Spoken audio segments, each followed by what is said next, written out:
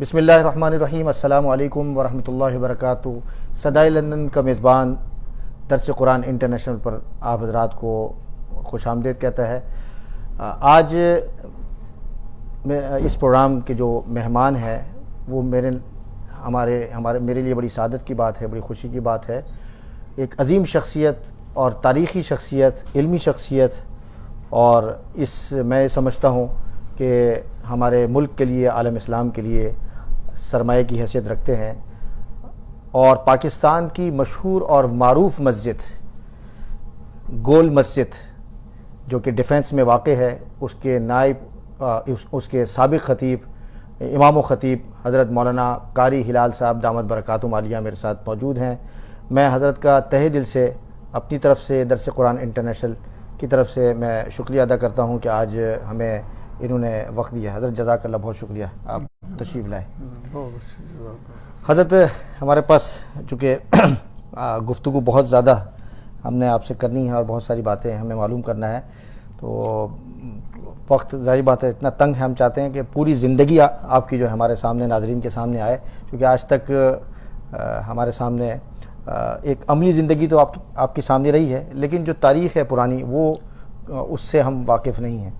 تو میں آپ سے سب سے پہلا سوال یہی پوچھنا چاہوں گا ادب کے ساتھ کہ کہاں پیدا ہوئے آپ؟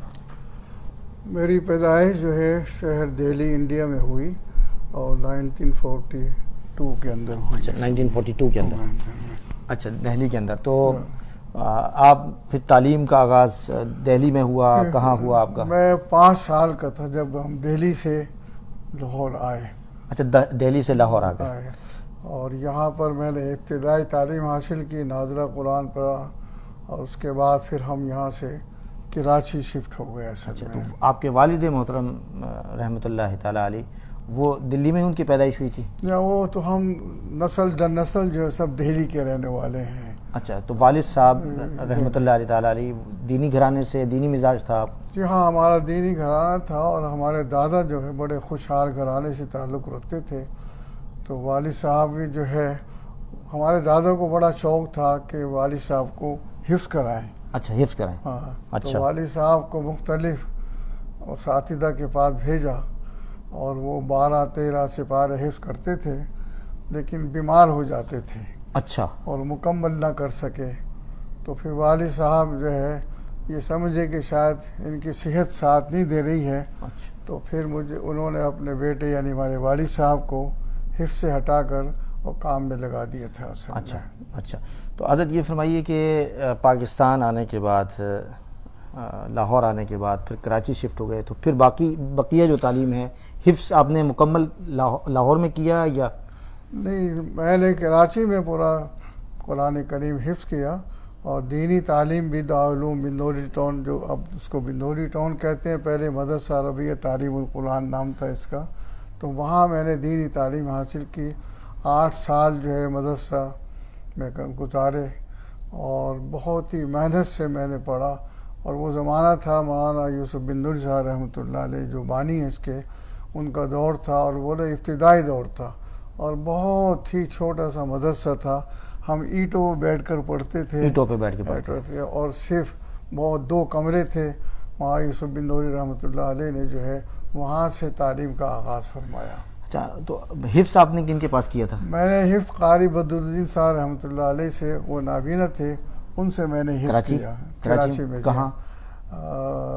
قائد اعظم مزار کے قریب ایک مسجد ہے، وہاں پر وہ بیٹھ کے پڑھاتے تھے۔ اچھا، مجھے اصل میں بچپن سے شوق تھا قرآن کریم پڑھنے کا، سنانے کا، جی، اور چونکہ میں نے ابھی تک حفظ نہیں کیا تھا، لیکن آواز بہت اچھی تھی، تو میں جگہ جگہ قرآن کریم پڑھتا تھا رکوع سورت میں۔ لیاقت علی صاحب جب شہید ہوئے، ان کے مزار پر لوگوں نے قرآن کریم پڑھنا شروع کر دیا لاؤڈ اسپیکر کے اندر، تو مجھے یاد ہے، مجھے بھی بڑی خوشی ہوئی کہ میں بھی جا کر وہاں قرآن پڑھوں۔ تو میں نے وہاں جا کر ایک رکوع پڑھا، تلاوت کی۔ اچھا، ان کے مزار پر؟ ہاں، اور لوگ سن رہے تھے، تو ایک صاحب بڑے متاثر ہوئے، بڑے خوش ہوئے کہ آپ کی آواز بڑی اچھی ہے، آپ نے بہت اچھا قرآن پڑھا ہے۔ تو مجھے یاد ہے اس زمانے میں انہوں نے مجھے 5 روپے انعام دیے تھے۔ اس زمانے کے 5 روپے، آج تو 5000 سے بھی زیادہ بنتے ہیں۔ تو شروع سے مجھے شوق تھا کہ میں قرآن کریم حفظ کروں، لیکن میں مشہور ہو گیا تھا حافظ ہونے کے. حافظ قاری لوگ مجھے کہتے تھے، لیکن میں نہ حافظ تھا نہ قاری تھا. 2-3 رکوع یاد کر لیے تھے میں نے. تو بڑے بھائی صاحب مرحوم جو تھے، ان کو والد صاحب نے کہا بھائی دیکھو اب یہ بڑے ہو گئے ہیں، یہ 8 سال کے ہو گئے ہیں، تو اب ان کو جو ہے تم اسکول میں داخل کراؤ. اچھا. تو بڑے بھائی صاحب مجھے اسکول میں لے گئے، اور میں نے پرائیویٹ طور پر اپنے کوئی 16 پہاڑے یاد کر لیے تھے. لکھنا پڑھنا سیکھ لیا تھا. اور جب اسکول میں گیا، ہیڈ ماسٹر نے میرا ٹیسٹ لیا. کون سے اسکول میں پڑھا؟ کراچی میں پرائیویٹ اسکول تھا. Private school. تو میں اس وقت جو ہے میں نے جب یہ میرا ٹیسٹ دیا تو انہوں نے 4تھی کلاس کے لیے مجھے نامزد کر دیا. حالانکہ میں نے اسکول میں دیکھا بھی نہیں تھا، پڑھا بھی نہیں تھا. کتنی عمر تھی اس وقت؟ 10 سال کی میری عمر تھی اصل میں. تو میں پھر وہاں پر جو ہے بھائی صاحب نے کہا بھی کل ہم تمہیں 4تھی کلاس کی کتابیں دے دیں گے لا کے، اور تم کل سے اسکول میں آنا شروع کر دو. لیکن میرا جذبہ یہ تھا کہ میں پہلے قرآن کریم حفظ کروں. تو ہفتے کا دن تھا 1950، جولائی کا مہینہ تھا 1950. ہفتے کا دن تھا. الگ صبح میں اٹھا، اور ہمارے بھائی صاحب کی نئی شادی ہوئی تھی. ان کا قرآن بڑا اچھا تھا، حریر و ریشم میں ستارے جڑے ہوئے. وہ قرآن لے کر اور میں سیدھا مسجد پہ پہنچ گیا. قاری صاحب نابینا تھے. میں نے اپنا تعارف کرایا کہ میں قرآن کریم حفظ کرنا چاہتا ہوں. قاری صاحب نے کہا بھائی ٹھیک ہے تم کرو. کہاں سے حفظ کرو گے، کہاں سے شروع کرو گے؟ تو میں نے کہا جہاں سے آپ شروع کرا دیں. قاری صاحب نے کہا کہ تم سورہ قاف آخری منزل نکالو. اچھا. تو سورہ قاف کی 5 آیتیں قاری صاحب نے مجھے پڑھائی. اور یہ میرا پہلا سبق تھا. لیکن ایک تاریخی جملہ کہا انہوں نے، اور سب کے لیے بڑی اس میں نصیحت ہے. انہوں نے فرمایا کہ بھئی اگر تم محنت کرو گے تو حافظ ہو جاؤ گے. اچھا. تو معلوم ہوا ہر عمل کے لیے محنت بہت ضروری ہے. بغیر محنت کے آدمی کوئی چیز نہیں سیکھ سکتا. اور حقیقت یہ ہے کہ میں نے بہت محنت کی. عشاء کے بعد بھی سورہ قاف سے کیوں شروع کیا؟ بس ان کا ذوق تھا. اچھا. کہ آخری منزل سے شروع کرو. اچھا. اور پھر اس کے بعد جو پھر میں آخری منزل سے آخری پارے آتا رہا. 27واں 25واں 24واں 23واں اس طرح. اچھا. میں پڑھتا رہا. اور اس کے بعد جو ہے پھر وہ سلسلہ جو ہے وہ چلتا رہا. اور یہاں تک کہ پھر 4 سپارے رہ گئے تھے اور شعبان کا مہینہ آ گیا. قاری صاحب نے کہا بھائی دیکھو اب تم ایسا کرو، الف لام میم سے پہلے سپارہ شروع کر دو. اچھا. اور جو ہے تم رمضان کے آنے تک جو ہے تم یہ پارے حفظ کر لو تاکہ تم محراب سنا دو. تو میں نے پہلا سپارہ، دوسرا، تیسرا، چوتھا آیا تو شعبان رمضان شروع ہو گیا. تو قاری صاحب نے کہا کہ بھئی تم جو ہے کوئی مسجد تلاش کرو، وہاں قرآن کریم سنا دو. میں چونکہ چھوٹا تھا، میں ایک مسجد میں گیا، امام صاحب سے ملاقات ہوئی. میں نے پوچھا کہ یہاں کون قرآن کریم سناتا ہے؟ انہوں نے کہا جی. تو بڑی خوشی سے سب لوگ آئے. نماز عشاء ہوئی اور سنتیں پڑھنے کے بعد میں بھی مصلی کی طرف جانے لگا اور وہ حافظ صاحب بھی جانے لگے. سبحان اللہ. تو ایک دم سے میں نے امام صاحب سے کہا کہ جی آپ نے وعدہ تو مجھ سے کیا تھا تراویح پڑھانے کا. انہوں نے کہا اچھا آپ آ گئے. میں نے کہا وعدہ ہوا تھا. فرمایا کہ دوبارہ کیوں نہیں آئے مجھے بتاتے تاکہ میں دوسرا انتظام نہیں کرتا. میں نے آپ کو چھوٹی عمر سمجھ کر یہ سمجھا کہ شاید نہیں آئیں گے، تو میں نے دوسرے حافظ صاحب کو انتظار کر لیا. اب تراویح یہ پڑھائیں گے. اب ایک دم سے نمازیوں میں تقسیم ہو گئے. آدھے نمازی یہ کہ یہ صاحبزادے پڑھائیں گے، آدھے نمازی کہ یہ حافظ صاحب پڑھائیں گے. کافی دیر بحث ہوتی رہی، لیکن اللہ تعالیٰ ان کی مغفرت کرے، بڑا انہوں نے اصرار سے کام لیا. اور حافظ صاحب نے میرا ہاتھ پکڑا، مصلی پہ کھڑا کر دیا. سبحان اللہ. اور میں نے 16 رکعتیں ایک پارے میں سنائی. پہلا سال تھا. پہلا سال تھا. اور اتنا اچھا پڑھا کہ لوگ بڑے خوش ہوئے. آواز اچھی تھی، انداز اچھا تھا، بہت ٹھہر ٹھہر کے پڑھا. اور جب 16 تراویحیں ہو گئیں تو حافظ صاحب نے مجھے کہا کہ اب آپ پیچھے آ جائیں، میں بھی کچھ پڑھ دوں. وہ 50 سال سے قرآن سنا رہے تھے. اچھا. وہ جیسے ہی انہوں نے شروع کیا پڑھنا تو الف لام میم کے پہلے رکوع میں ان کو متشابہ لگی ہے سورہ یاسین کا، انذرتہم لم تنذروا. میں بتا رہا ہوں، امام صاحب بتا رہے ہیں، بڑی مشکل میں نکلے. بہرحال انہوں نے 4 رکعتوں میں ایک سپارہ اسی کو دوبارہ پڑھ دیا. اچھا. تو اب تراویح ختم ہو گئی. اب یہ بحث ہوئی کہ کون سنائے گا. تو وہی آدھے ان کی طرف ہو گئے، لیکن اب زیادہ مجھے لوگ کہتے تھے کہ صاحبزادے سنائیں گے. تو میں نے یہ کہا کہ اگر آپ حضرات زیادہ ثواب کمانا چاہتے ہیں تو ایسا کرتے ہم دونوں سنائیں، یہی ایک پارہ میں سناؤں 12 رکعت کے اندر، اور یہی پارہ 8 رکعت میں حافظ صاحب سنا دیں گے. سب خوش ہو گئے، سب راضی ماشاء اللہ. یہ جذبہ تھا اس زمانے میں. اچھا حضرت بات لمبی ہو رہی ہے، یہ آپ کو مسجد کا یاد ہے کہ کون سی مسجد تھی؟ کوئی قائد آباد تھا، مزار قائد اعظم کے بعد جھوپڑی میں چھوٹی سی مسجد. اس زمانے میں جھوپڑی تھی؟ جھوپڑی تھی اس زمانے کے اندر. اچھا، جب پاکستان مطلب آپ کی پیدائش وہاں ہندوستان میں ہوئی، دہلی میں ہوئی. دہلی میں ہوئی، تو وہ سن آپ کو یاد ہے؟ کیا 1942. اچھا 42 کے اندر. تو 42 کے اندر آپ کی پیدائش ہوئی ہے، اور پھر اس وقت تو آپ کی ظاہری بات ہے کہ آپ کو 47 کے کچھ حالات کا تو اندازہ نہیں ہوگا. مجھے بہت یاد ہے. عجیب بات ہے یاد ہے کہ 5 سال کی عمر کے باوجود ہم کیسے دہلی سے نکلے، کیسے ہندوؤں نے حملہ کیا، کیسے ہمیں پریشان کیا، اور کس طریقے پر ہم ریل میں بیٹھ کر آئے، پہلے پنڈی پہنچے اور پھر وہاں حملہ کر دیا، پھر لاہور پہنچ گئے، پھر لاہور میں لوگ خالی کر کے جا رہے تھے. اچھا، اور جیسے یعنی بڑی مشکل میں پہنچے تھے. اچھا، کراچی آپ نے حفظ کر لیا. کراچی کیسا تھا جب آپ آئے؟ تو کراچی تو بہت پسماندہ شہر تھا. اچھا. اور بہت چھوٹا تھا اس زمانے میں. تو پرانا کراچی اگر دیکھیں تو آپ یقین نہیں کریں گے. کون سا ہے پرانا کراچی؟ وہ ہے لیاری ہے. اچھا. اور کلفٹن کا علاقہ ہے، اور جونا مارکیٹ ہے. اچھا، یہ پرانا مارکیٹ. یہ سب آپ وہیں آئے تھے سب سے پہلے؟ نہیں، ہم تو کراچی آئے تو مزار قائد اعظم کے پاس والد صاحب نے ایک جھوپڑی خریدی 120 روپے میں. اچھا، وہاں جھوپڑیاں تھی ساری؟ جھوپڑی تھی ساری. عجیب. اچھا. مزار قائد اعظم کے چاروں طرف جو مہاجرین آئے تھے وہ جھوپڑیاں بنا کر رہ رہے تھے اصل میں. اچھا. تو والد صاحب نے دیکھا کہ یہاں پر ہمارا کاروبار ہے، تو لاہور سے پھر ہمیں یہاں بلا لیا کراچی میں. اچھا. تو 120 روپے کی جھوپڑی خریدی. اچھا. عجیب. اس میں جو ہے ہم سب رہتے تھے. بھائی صاحب کی شادی ہو چکی تھی، آدھا حصہ ان کو دے دیا. اس طریقے پر صرف کراچی صرف یہی تھا؟ ہاں، اتنا تھا کراچی. ناظم آباد تک تھا کہ نہیں؟ نہیں تھا وہ، بالکل آبادی نہیں تھی وہ تو. اچھا. اور ایئرپورٹ وغیرہ وہاں کراچی؟ ایئرپورٹ تھا پرانا جو ایئرپورٹ. اچھا، وہ تھا. تو اس طریقے پر ہم نے جناب قرآن. اچھا، کراچی حفظ کیا اور جھوپڑی میں رہے، پھر جھوپڑیوں سے نکل کے مدرسے میں کیسے پہنچے؟ یہ جسے آپ نے کہا کہ دارالعلوم. جب ہم نے حفظ کر لیا، ختم کر لیا، تو والد صاحب نے یہ بات کہی کہ بھئی دیکھو، حافظ ہونے سے کچھ نہیں بنتا، اب تم عالم بھی بنو. اچھا. اور کسی دارالعلوم کے اندر تم داخل ہو. وہ جملہ، تاریخی جملہ کیا تھا آپ کے والد صاحب کا؟ آپ نے جو ابھی فرمایا. والد صاحب فرما رہے تھے بھئی میرے 3 لڑکے ہیں، 2 میری دنیا کے لیے کافی ہیں، اور میں تمہیں دین کے لیے وقف کرتا ہوں کہ خود تم دین پر عمل کرو اور دوسروں کو کراؤ. جی. یہ سوچ کر والد صاحب، بڑے بھائی صاحب، مجھے اس زمانے میں بنوری ٹاؤن کا نام تھا مدرسہ عربیہ تعلیم اسلامیہ، اور نیو ٹاؤن کے علاقے میں تھا یہ مدرسہ. وہ ایک بزرگ تھے، ان سے میں نے ذکر کیا کہ میں دارالعلوم میں داخل ہونا چاہتا ہوں، تو وہاں بنوری صاحب سے ان کا تعلق تھا. اچھا.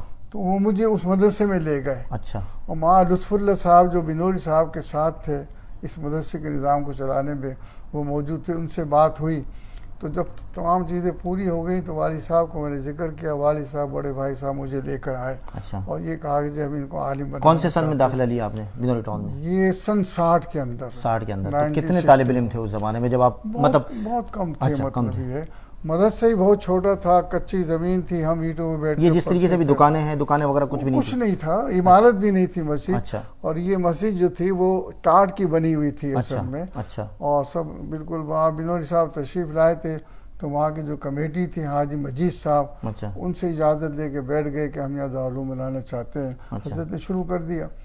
تو خیر جب ہمیں داخل کر دیا تو یہ بحث ہوئی. مولانا ادریس صاحب میرٹھی تھے، انہوں نے کہا کہ جی یہیں رہیں پر رہیں گے، اور گھر ہفتے میں 1 دن آئیں گے. رہائش کی جگہ تھی یا 2 کمرے تھے؟ 2 کمرے تھے خالی، بس اسی میں رہتے. ایک 22 نمبر کمرہ تھا، ایک دوسرا تھا. والد صاحب نے کہا کہ بھئی اصول کے خلاف ہے، بچوں کو اپنے باہر نہیں چھوڑنا چاہیے، رات گھر میں گزارے، آپ دن بھر رکھیں. لیکن انہوں نے کہا کہ پڑھ نہیں سکتا، یاد نہیں کرے گا. والد صاحب راضی ہو گئے. پھر یہ سوال ہوا کہ ان کے اخراجات کا کیا ہوگا. والد صاحب نے کہا کچھ ہم کریں گے، کچھ مدرسہ کرے. تو اس طریقے پر تعلیم شروع ہو گئی اور میں داخل ہو گیا. لیکن جب میں گھر سے نکلا، بستر سر پہ تھا، بغل میں قرآن تھا، اور میں بھی رو رہا تھا. اچھا، رو رہے تھے؟ اور والدہ بھی رو رہی تھی کہ میری پہلی رات جو آج گھر سے الگ گزری. اللہ اکبر، سبحان اللہ. تو میں 22 نمبر کمرے میں ایک چٹائی بچھا دی گئی، مجھے وہاں بٹھا دیا گیا کہ یہاں تمہیں رہنا اچھا ہے. کون سی کلاس میں داخلہ لیا آپ نے؟ درجہ اولا میں. اچھا درجہ اولا جو تھا اس زمانے میں، یا کیا آپ کا جائزہ کس نے لیا تھا اس وقت؟ ہاں اس میں بھی عرض کرتا ہوں میں، وہاں میں چھوڑ دیا گیا. اب جو کھانا آیا تو مجھے ایک دم سے احساس ہوا کہ یہ تو زکوٰۃ کا ہے. اچھا تو میں تو زکوٰۃ کی روٹی نہیں کھاؤں گا. پھر والد صاحب سے کہا تو بڑے بھائی صاحب مرحوم نے کہا جی ہم تمہیں وظیفہ دیں گے اور تم کھانے کے پیسے جمع کراؤ. اچھا ٹھیک. اس طریقے پر ہو گیا. اب یہ ہوا کہ تعلیم جاری تھی اور میں دیر سے داخل ہوا تھا. تو مولانا عبدالجلیل صاحب رحمۃ اللہ علیہ پہلے اکابرین اساتذہ کیسے تھے، آپ سنت کتاب میں پڑھیں اور ان کے جسم پہ دیکھ لیں. تو مولانا لطف اللہ صاحب نے مولانا عبدالجلیل صاحب کے پاس بھیج دیا کہ ان کے پاس جاؤ اور وہ تمہیں پڑھائیں گے الگ کر کے.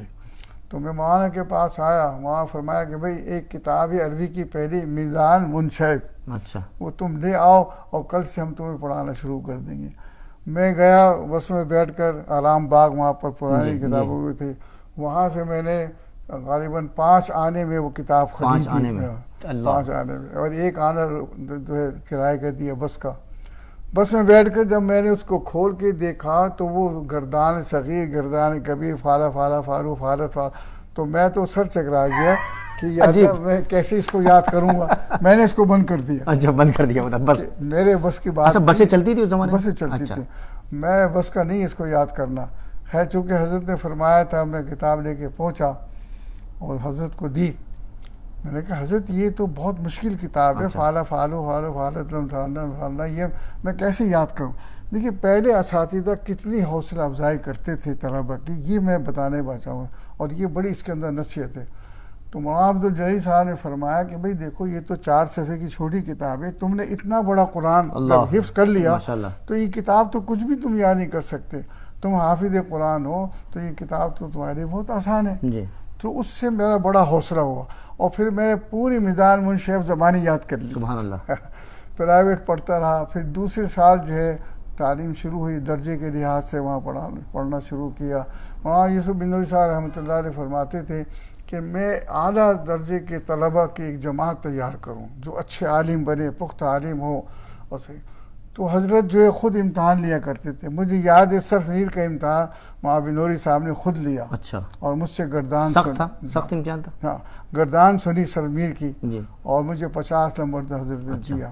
پھر 1 سال قاری طیب صاحب تشریف لائے ہندوستان سے، ہاں دیوبند سے تشریف لائے. تو مولانا بنوری صاحب سے بڑے تعلقات تھے، بڑے عالم تھے دونوں. تو مولانا نے فرمایا کہ حضرت آپ ان طلبہ کا جائزہ لیں. ہماری جماعت کے اندر 50 لڑکے اچھے تھے، ذہین تھے اس زمانے میں. اولا میں بھی 50 تھے، اس کے بعد بھی رہے کافی گھٹتے بڑھتے رہے. لیکن وہ چاہتے تھے بنوری صاحب کہ یہ جماعت جو ہے اچھے ذہین لڑکے ہیں اور اچھے گھرانوں کے لوگ ہیں، اور سب اپنا کھاتے تھے، وظیفہ نہیں لیتے تھے مدرسے سے، مدرسے کا کھانا نہیں کھاتے تھے. تو وہاں فرمایا قاری طیب صاحب رحمۃ اللہ علیہ سے کہ آپ ان کا حساب جائزہ لیں. انہوں نے ہمارا امتحان لیا. تو اس طرح درجہ بدرجہ ہم چلتے رہے.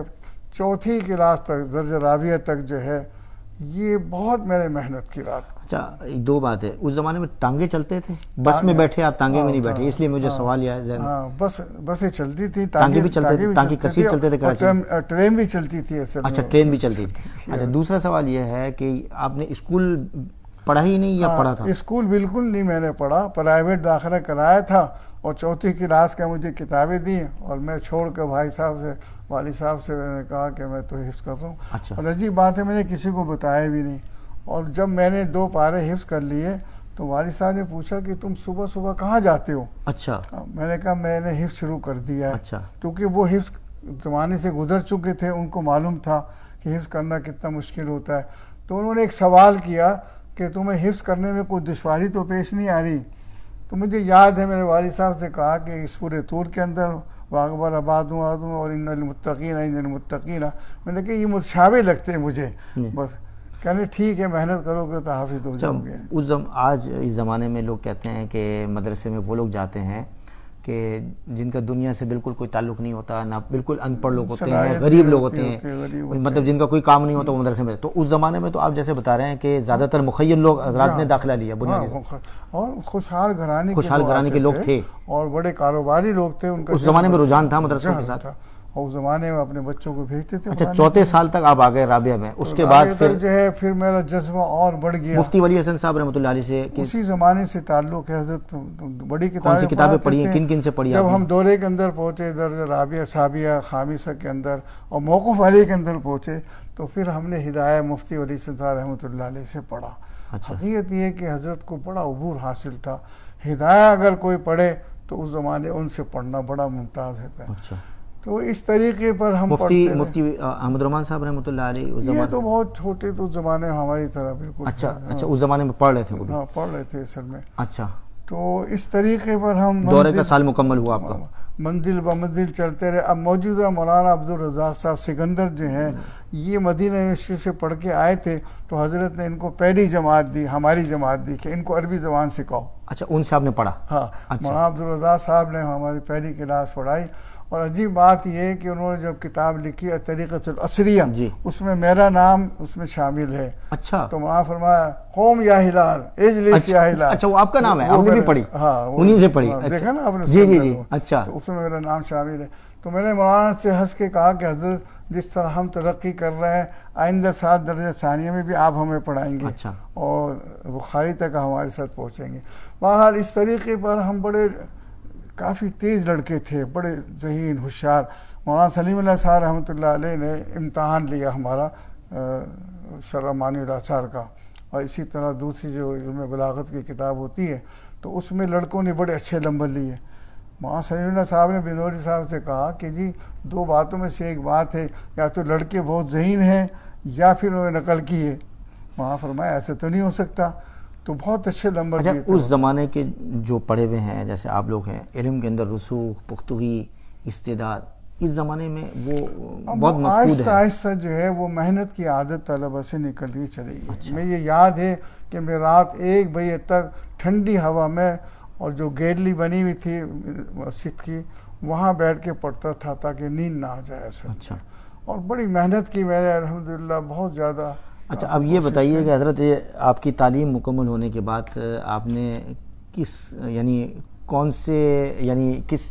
شعبے کا انتخاب کیا؟ ہاں تعلیم کے ساتھ ساتھ ہم نے بھی کبھی امتحان دے. اچھا لیکن بنوری صاحب اس پہ خوش نہیں تھے. اچھا وہ کہتے تھے یہ دنیاوی سندیں ہیں, تم نے جو حاصل کر لیا ہے یہ بہت بڑی بات ہے, اور اس کے سامنے میں ادیب عربی اور فاضل عربی کوئی حیثیت نہیں. لیکن ہمیں شوق تھا تو ہم نے خفیہ طور پر جو ہے ادیب عربی کا امتحان دیا تو فرسٹ ڈویژن سے اور درجہ اولی میں پاس ہوا. پھر فاضل عربی امتحان دیا. پھر میرا جذبہ یہ تھا کہ میں یہاں کے تعلیم سے فارغ ہو کر مدینہ منورہ میں جاؤں. اچھا مدینہ یونیورسٹی میں پڑھوں. وہاں سے میں نے شیخ بن باز تھے اس زمانے میں, تو میں نے ان کو خط لکھا. انہوں نے کہا کہ تم آ جاؤ, ہم تمہیں طلب کریں گے, بلائیں گے. اس طریقے پر بنوری صاحب بھی جو ہے وہاں موجود تھے. سن 67 کی بات ہے یہ. میں فارغ ہونے کے بعد پہلے میں نے حج کیا. اچھا تو میں نے حاجی علی محمد موسیٰ تھے, ان کے بچے میرے شاگرد تھے. میں نے ان سے کہا کہ میں عمرے کے لیے جانا چاہتا ہوں. تو انہوں نے کہا جی حج کا زمانہ ہے, حج کیوں نہیں کرتے آپ؟ میں نے کہا حج کا زمانہ ختم ہو گیا. کہ نہیں میں آپ کا تو پاسپورٹ مجھے دے دیں. وہ پاسپورٹ لائے, انہوں نے حج کا ویزا لگوایا بغیر کرنسی کے اور مجھے لا کے دے دیا. کہنے کہ آپ چلیں, جہاز میں بیٹھے, سب تیاری ہو گئی. میں نے کہا کتنا ٹکٹ ہوگا؟ کہنے میں آپ سے پیسے لوں, آپ تو میرے بچوں کو استاد ہیں, میں جہاز کا مالک ہوں. سفینہ حجاج کے مالک تھے وہ حاجی علی محمد موسیٰ. تو میں نے کہا نہیں میں عبادت کے لیے جا رہا ہوں, میں ٹکٹ ضرور لوں گا. اور میں نے اس زمانے میں کچھ پیسے جوڑ لیے تھے حج کے لیے سے. خیر انہوں نے 440 روپے کا ٹکٹ دیکھ کر مجھے دیا. اچھا زبردست. اچھا حضرت یہ بتائیے. اچھا دیکھ کر ٹکٹ لانے کے بعد کہنے اچھا مجھے آپ اس کی اجازت دیں کہ میں کیپٹن کا آپ کو مہمان بنا دوں. اچھا میں نے کہا اتنی اجازت ہے. تو اوپر لے گئے, کیپٹن سلطان تھے. انہوں نے کہا جی ہمارے استاد ہیں اور یہ آپ کے ساتھ رہیں گے. تو مدینہ منورہ میں پڑھا آپ نے حضرت؟ ہاں تو وہاں جب میں گیا, بنوری صاحب نے میری سفارش کی کہ آپ جو ہے میرے شاگرد ہیں. تو انہوں نے کہا کہ جی اتحاجن و نطلب کا بعض ذالک, اب تم حج کرنے آئے ہو پھر دوبارہ ہم تمہیں بلائیں گے. لیکن مدینہ منورہ کے اندر ایک استاد احمد الاحمد تھے. وہ بہت مصر سے آئے تھے, عربی زبان سکھاتے تھے, انگریزی سکھاتے تھے ان کو. انہوں نے میری دعوت کی.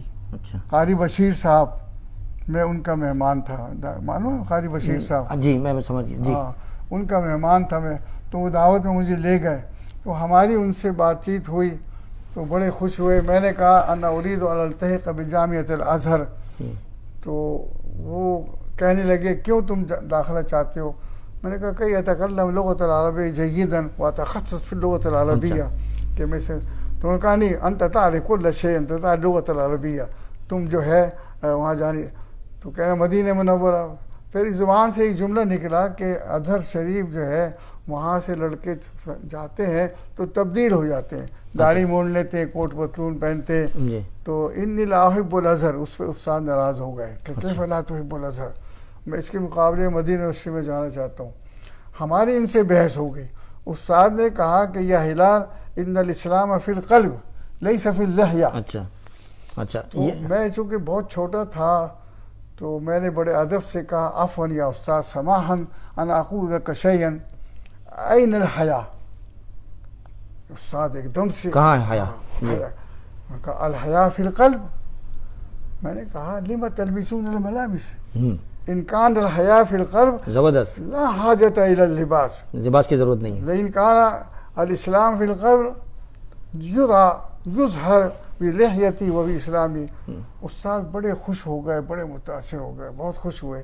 بہرحال آخری جملہ ان کا 1 گھنٹہ ہماری بحث رہی عربی میں، اور یہ کہا کہ انی اراک رجلا شابا صالحا ذکیا ترجی الی وطنک تخدم الدین. سبحان اللہ. تو وہاں سے پھر میں نے ارادہ آپ چلے جائیں، واپس چلے جائیں. پھر وہاں پر ایک حاجی یوسف صاحب تھے، انہوں نے کہا کہ آپ میری جگہ پڑھائیں، یہاں پر مدرسہ آپ کی امامت بھی ہو جائے گی اور آپ کی شادی بھی قاری بشیر صاحب نے کہا کرا دیں گے مدینہ منورہ میں. مدینہ منورہ. تو عصر سے عشاء تک میں پڑھاتا تھا 1 مہینے تک. اچھا وہیں رہے اور پڑھا بھی وہاں پہ تھوڑا بہت؟ پڑھا بھی ہے. اچھا آپ نے دنیا میں کن کن ملکوں کا سفر کیا؟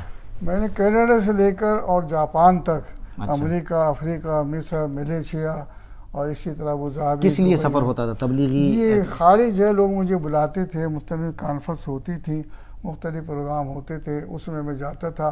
سری لنکا کے اندر بہت بڑی عالمی کانفرنس ہوئی تھی تو میں اس میں مقالہ لکھ کے لے گیا تھا.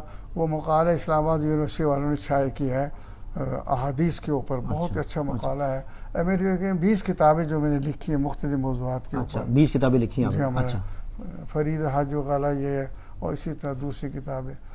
تو بہرحال اس طریقے پر جو ہے. اچھا کراچی جب تشریف لے آئے تو پھر یہ گول مسجد میں آپ کا انتخاب کیسا ہوا؟ چونکہ میں بہت ساری باتیں رہتی ہیں، پوچھنا سوال بہت بنتا ہے لیکن وقت ہمارے پاس کم ہے. لیکن والد صاحب والدہ کو میں نے لکھا، والدین کو، کہ میں یہاں پر مجھے مدینہ منورہ کے اندر امامت بھی مل رہی ہے، پڑھانے سے مل رہی ہے، آپ اجازت دیں تو میں رہوں. تو والد صاحب نے، والدہ نے لکھا کہ تم نے بہت پڑھ لیا ہے، اب تم واپس آؤ، ہماری خدمت کرو، یہ ضروری ہے. تو میں نے پھر حاجی یوسف صاحب سے کہا جی میں، وہ ناراض ہو گئے، میرا بستر پھینک دے اٹھا کے، نہیں تم یہاں رہو گے. میں نے کہا ماں کی بات ماننا ضروری. وہاں اس طرح واپس آیا میں. اب اس کے بعد میرا جذبہ یہ تھا میں کو کچھ کام کروں. مجھے بڑی بڑی جماعتوں کے، سیاسی مذہبی جماعتوں کے فارم مجھے ملنے لگے کہ آپ اس میں جو ممبرشپ بنے. لیکن میرا جذبہ یہ تھا کہ ہمارے اساتذہ نے مدرسہ بنایا، ہم نے وہاں پڑھا، تو میں بھی کوئی ایک دارالعلوم بناؤں، مدرسہ بناؤں، تاکہ وہاں پر جو طلبہ کو سکھاؤں اور افراد تیار کروں. دیکھیے ہماری گفتگو کے اندر اہم موضوع یہ ہے کہ آج افراد تیار نہیں ہو رہے. ان کے اندر اخلاص ہو، علمی قابلیت ہو، صلاحیت ہو. تو اس وجہ سے میں نے ارادہ کیا 2000 گز زمین خرید کر اور پھر مدرسہ ہم نے بنایا. تو میں وہاں پڑھاتا تھا اس طرح آنا جا. تو ایک دم سے مسجد طوبہ جس کا نام ہے، جس گول مسجد کہتے ہیں، وہاں جب میں مسجد بنی تو 3 اماموں کو انہوں نے رکھا. 1 مہینے 2 مہینے 1 سال کے بعد تینوں کو فارغ کر دیا. وہ سرکاری تھی؟ اوقاف میں تھی؟ اوقاف کے اندر تینوں فوج مل کر چلاتے ہیں. اچھا تینوں فوج میں. اچھا تو پھر کیا ہوا تھا؟ تو اس طریقے پر جو ہے انہوں نے کہا کہ اس مسجد کے لائق کوئی امام ہی نہیں ہے. اچھا لہذا مؤذن 5 وقت کی نماز پڑھائے گا اور جمعے کے لیے کسی بھی عالم کو بلائیں گے اور وہ جمعہ پڑھا دیا کرے گا. لیکن یہ مسجد بین الاقوامی ہے اور عجائب عالم کے انسائکلوپیڈیا کے اندر اس کو عجائب عالم میں لکھا ہے، چونکہ 50 فٹ ہائٹ اور 212 فٹ اس کا اسکوائر، بغیر ستون کے، اس کی مثال بغیر مائک کے، اور 75,000 شیشے اس کی چھت پہ لگے ہوئے ہیں. 75,000 شیشے. اچھا تو بہرحال اب ایک میجر یعقوب صاحب تھے گورنر باڈی کے اندر اور تھے کور کمانڈر اس کی صدارت کرے تھے. انہوں نے کہا کہ سر میری ایک ریکویسٹ ہے کہ مسجد نام ہے اچھے امام کا اور نمازیوں کا, جی جب تک اچھا امام نہیں ہوگا نمازی نہیں آئیں گے, لہذا آپ امام رکھیں. تو ان کی سمجھ میں آ گئی. انہوں نے اخبار میں اتنا بڑا اشتہار دیا کہ مسجد طوبہ کے لیے ایک اسکالر کی ضرورت ہے. وہ آیا اور جناب پورے ملک سے لوگ پہنچ گئے درخواستیں دے کر. میں نے پڑھا, اس کو بند کر کے رکھ دیا. پھر میرے شاگرد 10-12 کٹنگ لے کر آئے, قاری صاحب میں نے کہا نہیں بھائی یہ فوجی حضرات ہیں, ان کی زندگی علماء کی زندگی میں بڑا فرق ہے. وہ یس اور نو کے علاوہ کسی بات کو نہیں جانتے, اور میں نہیں چاہتا کہ میرا علم, میرا ضمیر, میرا ایمان جو ہے یہاں پر داؤں پہ لگ جائے. میں یہاں کام نہیں کر سکتا. میں نے آخر وقت تک جو ہے نہ درخواست دی, نہ کوشش کی, نہ سفارش کی. میں نے ارادہ کہ نہیں کروں گا. وہ صبح سے شام تک سینکڑوں بڑے بڑے علماء انٹرویو ہوتا رہا. جو بڑے عالم تھے وہ یہ کہتے تھے آپ ہمیں لکھ کے دیں کہ آپ ہمیں نہیں نکالیں گے. اچھا نہیں نکالیں. ہاں, اور تنخواہ ہماری اس زمانے میں 15,000 مانگ رہے تھے. اچھا. اور بڑی شرطیں لگا دیتے. تو ان سے ان کے نپتی نہیں تھی. وہ کہتے تھے ٹھیک ہے ہم نہیں کر سکتے جائے. اور جو بیچارے کمزور ہوتے تھے وہ تو گیٹ آؤٹ ہو جاتے تھے. اچھا. شام تک کسی کو نہیں رکھ سکے وہ. اچھا. وہ بریگیڈیئر حامد حسین صاحب تھے. عصری تعلیم مطلب عدم موجودگی میں ان کا انتخاب کیسے مطلب ممکن تھا, یا یہ وہ لوگ تھے کہ جنہوں نے عصری تعلیم کو بھی پڑھا تھا؟ عصری تعلیم ہی پڑھا تھا, ایم اے تھے, پی ایچ ڈی تھے, عالم فاضل. آپ نے بھی پی ایچ ڈی وغیرہ کر لیا تھا؟ سب کچھ تھا. تو بہرحال تو جب میں وہاں پر جو ہے میں جمعیت تعلیم القرآن کا انسپیکٹر بھی رہا 4 سال تک, 300 استادوں کی نگرانی کرتا تھا. تو ایک استاد میں ہی جانتا تھا. بریگیڈیئر صاحب نے ان سے پوچھا کہ سوریہ کے اکادمی تم جانتے ہو کہ جی ہاں ہمارے انسپیکٹر ہیں, خیر ان کو بلائیں. خیر میں آیا, انہوں نے دیکھا مجھے اور کہا کہ جی آپ جو ہے ہماری نماز پڑھا دیں مغرب کی. اور پوری وہ سینئر افسر تھے سب, میں نے نماز پڑھائی. اور نماز پڑھانے کے بعد کہنے جی آپ ہماری یہاں خدمت کریں, آپ کا انٹرویو ہوگا. میں بڑا حیران ہوا. میں نے کہا بھی نہ میری کوئی سند دیکھی نہ ڈگری دیکھی, اور یہ کہا ایسا. وہ لیٹر آ گیا انٹرویو کے لیے.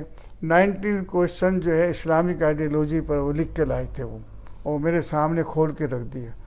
مجھے کہنے لگے کہ اس سے پہلے ہم یہ سوالات آپ سے کریں. ایک سوال کرنا چاہتے ہیں, ڈیفینس سوسائٹی کے لوگ بہت ماڈرن ہیں بلکہ بہت ایڈوانس ہیں. جی. اگر ہم آپ کو خدمت کا موقع دیں تو کیسے آپ یہاں خدمت کریں گے؟ واہ, بڑا زبردست سوال ہے. ہمارے لیے بھی بڑا اہم سوال کا جواب ہوگا. یہاں آپ کیسے اسلام کی خدمت کریں گے؟ میں نے ان سے کہا کہ آپ نے مجھ سے وہ سوال کیا جو میرے زندگی کا مقصد ہے, جس پہ میں نے 15 سال تعلیم پر محنت کی اور ڈگریاں حاصل کی ہے, کہ نیو جنریشن کو اسلام کے قریب کیسے لائیں. جی.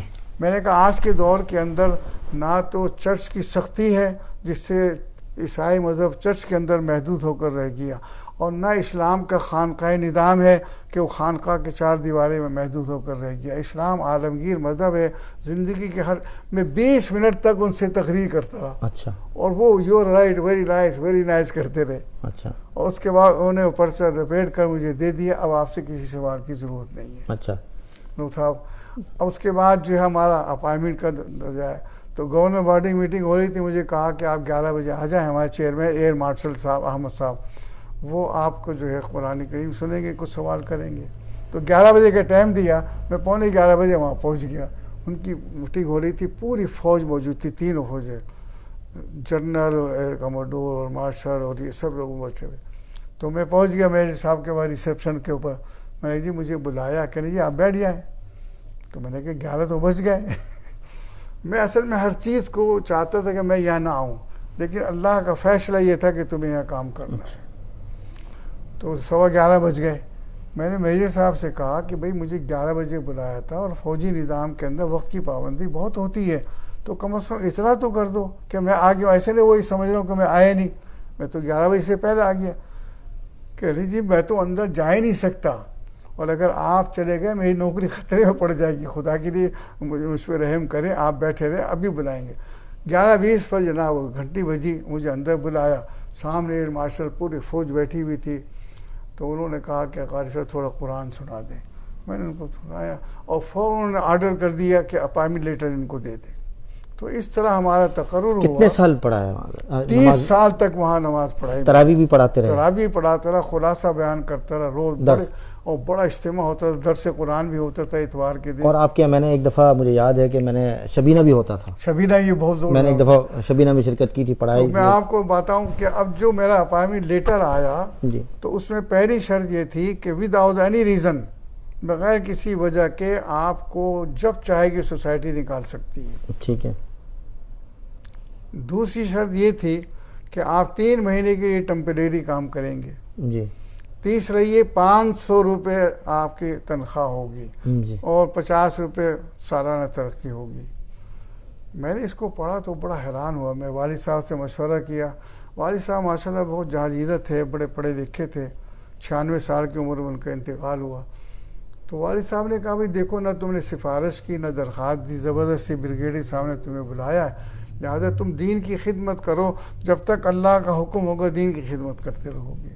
تو 30 سال کے اندر 13 بریگیڈیئر ایڈمنسٹریٹر اور 7 کور کمانڈروں کے ساتھ میں نے ڈیوٹی انجام دی. کسی کے ساتھ کوئی کبھی ایسی بحث یا کبھی ہم آہنگی مطلب برقرار رہی؟ یا ہر ایڈمنسٹریٹر سے اختلاف رائے ہوتا تھا لیکن ایک دوسرے کو مطلب لیکن ایک دوسرے کے احترام کرتے تھے, برداشت کرتے. میں نے ایک مرتبہ کہا دیکھیے آپ کی سیٹ وہ ہے اور یہ فائل آپ کا کام ہے. میری سیٹ جو ہے میرا وہ ممبر ہے. دینی کام جو ہے میرے ذمہ ہے. نماز کا اوقات متعین کرنا, تمام مسائل بتانا, یہ میری ذمہ داری نہیں. لیکن اس اختلاف کے باوجود آپ کو گیٹ آؤٹ نہیں کیا؟ یعنی جیسے نہیں کیا جی, بالکل کیوں نہیں کیا؟ کیا وجہ تھی؟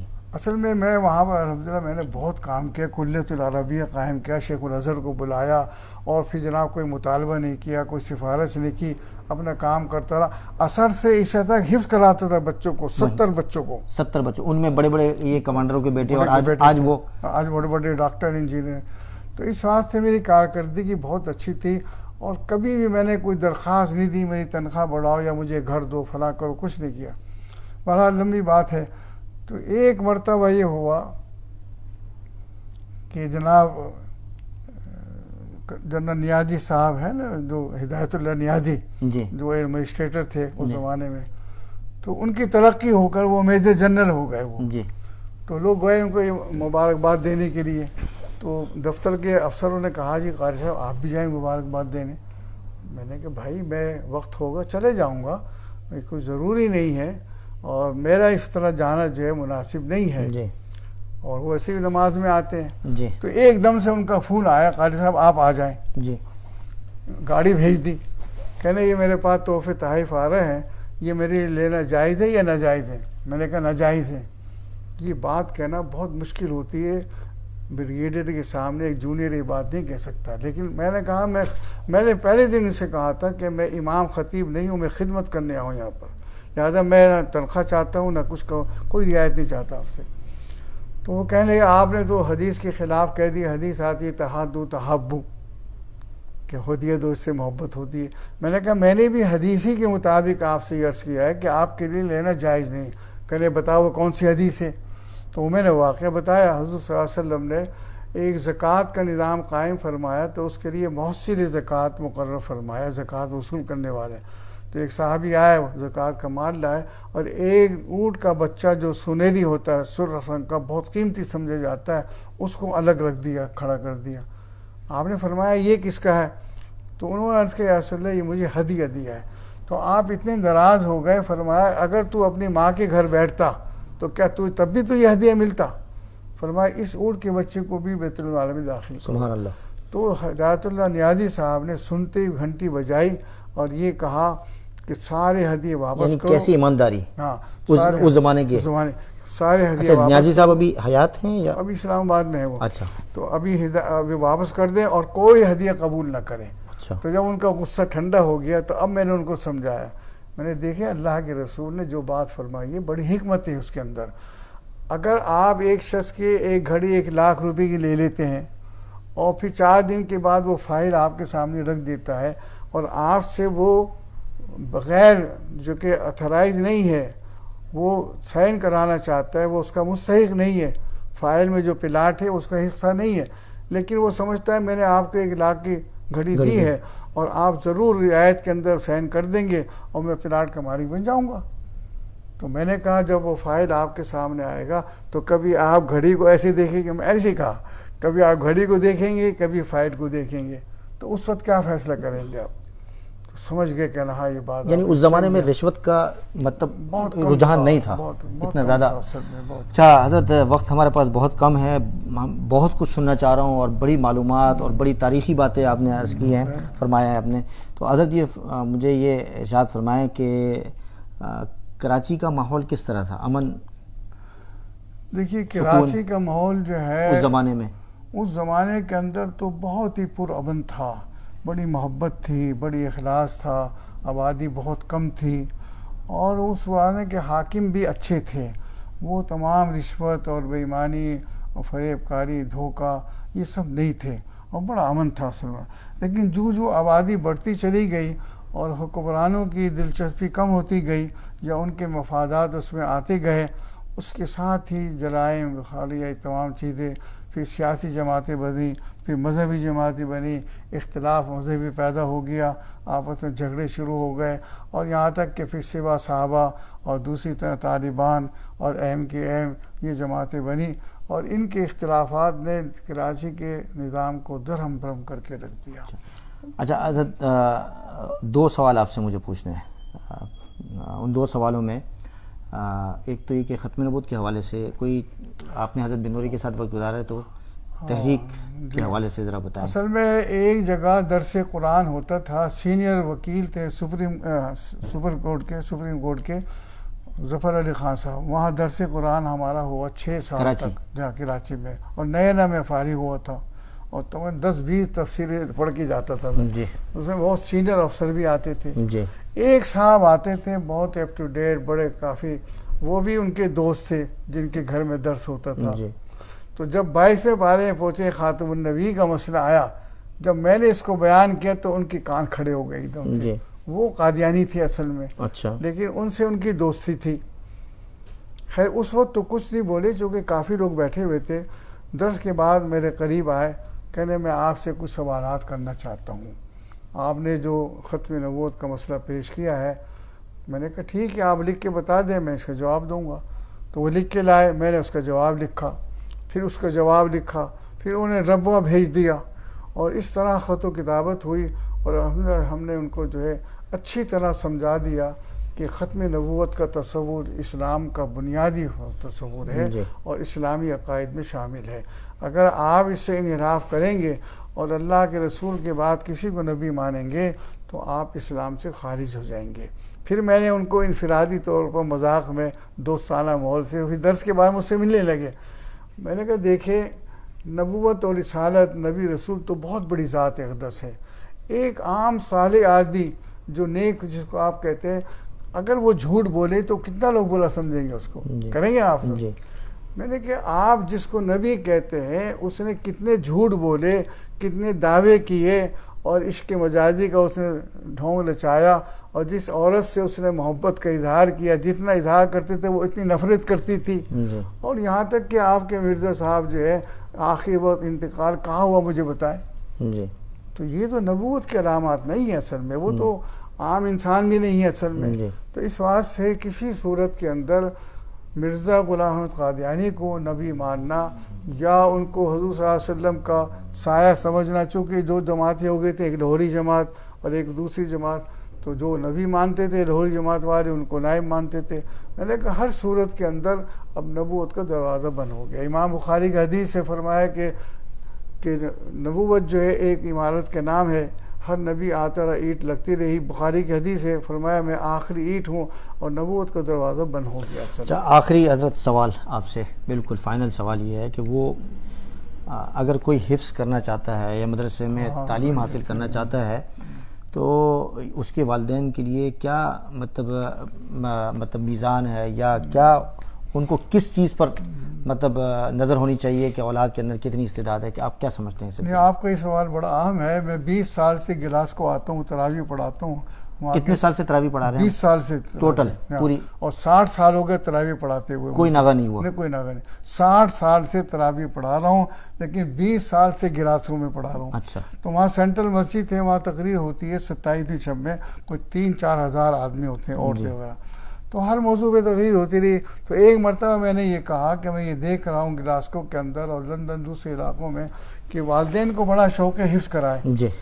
لیکن میں آج چند آپ کو اصولی باتیں بتاتا ہوں کہ جذبہ قابل قدر ہے، بے شک آپ حفظ کرائیں، لیکن حفظ کرانے کے لیے سب سے پہلے بچے میں 3 چیزیں دیکھیں.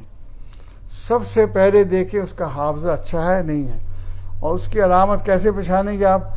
اسکول کی تعلیم میں اگر وہ انگلش میں اچھے نمبر لے رہا ہے تو اس کا مطلب اس کا حافظہ اچھا ہے.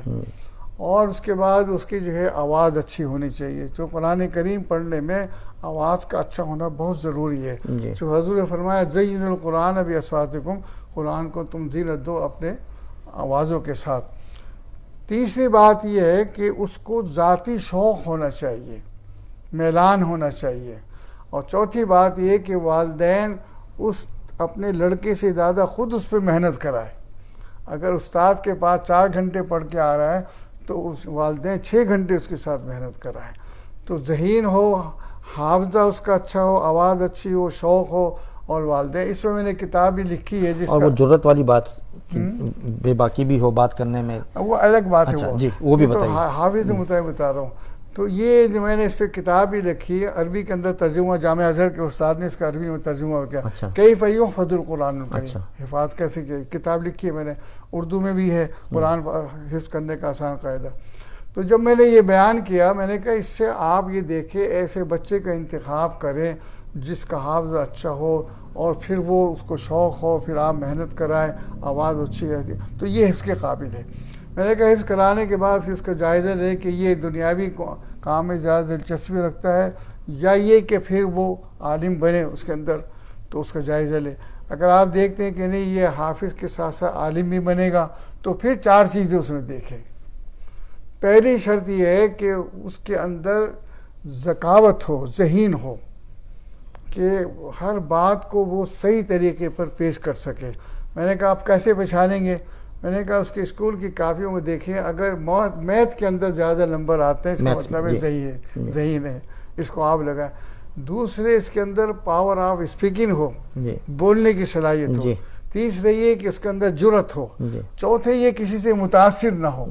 اگر یہ تمام چیزیں پائی جاتی ہیں تو آپ بے شک اس کو عالم بنائیں، حافظ بنائیں، اور اس کو اللہ تعالیٰ اس کی وجہ سے آپ کو اتنی عزت دیں گے. اگر یہ پی ایچ ڈی کر لے، ڈاکٹر بن جائے، اربوں کا مالک ہو جائے تو اتنی عزت نہیں ہوگی. اچھا حضرت بہت شکریہ. آخری میسیج آپ دے دیں. ایک آخری بات مثال دوں کہ قرآن کریم حفظ کرنے کے اوپر اللہ تعالیٰ کیا عطا فرمائیں گے. آپ نے دیکھا حدیث میں موجود ہے کہ اللہ تعالیٰ ایسا تاج پہنائیں گے والدین کو کہ 14ویں رات کے چاند سے زیادہ جو ہے وہ زیادہ روشن ہوگا. تو حضور صلی اللہ علیہ وسلم کی ان احادیث کو جو ہے آج کل سائنسی طور پر عملاً پیش کیا جا رہا ہے. میں کلمانک میں جو گلاسکو سے 30 میل دور ایک شہر ہے وہاں تراویح پڑھا رہا تھا اور رات کا 1 بج رہا تھا. تو ایک دم سے مجھے احساس ہوا کہ اللہ میں جو قرآن کریم سنا رہا ہوں کہ یہ اللہ کہ آپ کے یہاں قبول ہوگا نہیں ہوگا، اگر غلطی ہو رہی ہے تو قبول نہیں ہوگا. یہ سوچ کر ایک دم سے مجھ پہ رقت طاری ہوئی، میں رونے لگا اور زیادہ غلبہ ہو گیا کہ نہ معلوم یہ قبول ہوگا نہیں ہوگا. کافی، اور قرآن بھی پڑھ رہا ہوں میں ساتھ ساتھ، اور رات کا 1 بج رہا ہے. ایک دم سے والدہ میرے سامنے آ گئی. خواب نہیں تھا یہ، بالکل سامنے آ گئی. ان کے سر کے اوپر تاج تھا، اس میں ہیرے جواہرات جڑے ہوئے تھے، بہت قیمتی لباس تھا، بہت حسین چہرہ تھا. اور آ کے دور سے کھڑے ہو کر کہتی ہے ہلال یہاں معاملہ دوسرا ہے، ہلال یہاں معاملہ دوسرا ہے. 3 مرتبہ کہا یا ہلال یہاں معاملہ دوسرا ہے، اور وہ کیفیت ختم ہو گئی. الحمدللہ مجھے اطمینان ہو گیا. والدہ کے جملے کا مطلب یہ تھا کہ تم اتنے زیادہ نہ ڈرو، اللہ کے ہاں ان کی رحمت غالب ہے ان کے غصے پر. اللہ تعالیٰ کا یہاں پر معافی کا معاملہ ہے. اصل میں یہ بڑی اہم بات ہے. اصل میں حضرت وہ آخری کوئی میسیج برطانیہ میں آپ ہیں، دیکھیے امن اور سلامتی کا اصل چیز ہے یہ، اگر یہاں کے رہنے والے مسلمان چاہتے ہیں کہ ان کا نام رہے، ان کی نسل رہے، تو سب سے زیادہ اپنے بچوں کی تعلیم تربیت پر توجہ دیں. ان کی دینی تعلیم تربیت ہو اور ان میں جو صلاحیت ہو. اگر ایک شخص ڈاکٹر بننا چاہتا ہے تو زبردستی اس کو حفظ نہ کرائے، اس کو ڈاکٹر بنائے. تو ڈاکٹر جو ہے اگر دین پہ عمل کرے گا تو محافظ قرآن ہوگا، وہ ڈاکٹر بھی ہوگا، محافظ قرآن بھی ہوگا. اور اگر آپ نے حفظ کرایا، اس کو شوق نہیں ہے، زبردستی لگا دیا اور بے عمل ہو گیا، تو وہ حافظ تو قرآن ہے لیکن محافظ قرآن نہیں ہے. جی. تو سب سے بڑا جو ہے میری درخواست ہے یہاں کے رہنے والوں سے کہ وہ اپنے بچوں پر خصوصی توجہ دیں.